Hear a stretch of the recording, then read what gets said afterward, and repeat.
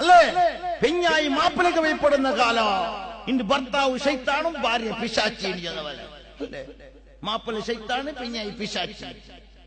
ഇണ്ടെന്തൊരു നോക്കൂ സുബ്ഹാനല്ലാഹ്, പെഞ്ഞായിക്ക് മാപ്പിളിട്ട് ബഹുമാനം ഉണ്ടാ?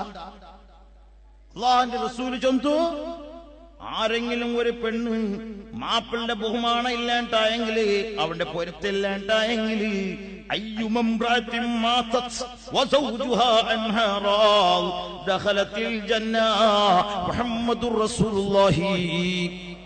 ഏതൊരു പെണ്ണും മാപ്പിളിന്റെ പൊരുത്തമുണ്ടെങ്കിൽ സ്വർഗത്തിൽ കടക്കാം. അള്ളാന്റെ റസൂലിട്ടു. അതാ ഒരു സ്വഹാബി വന്ന് കേക്കറി, നബിയേ, ഞങ്ങളെ റായത്തിലൊരു പെണ്ണിങ് കൊണ്ട് വലിയ നിസ്കാരകാർത്തി, വലിയ ദിക്റുള്ള ആള്, ഉംറത്ത് പോയുടെ ആള്, ഹജ്ജിന് പോയുടെ ആള്, നിസ്കരിച്ചുകൊണ്ടുള്ള ആള്, പക്ഷേ മാപ്പിലേക്ക് വൈപ്പെടില്ല നബിയേ.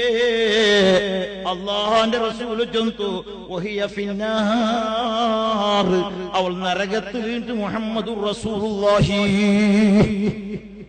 മാപ്പിലേക്ക് വൈപ്പെടാത്ത പെണ്ണ് സ്വർഗത്തില്.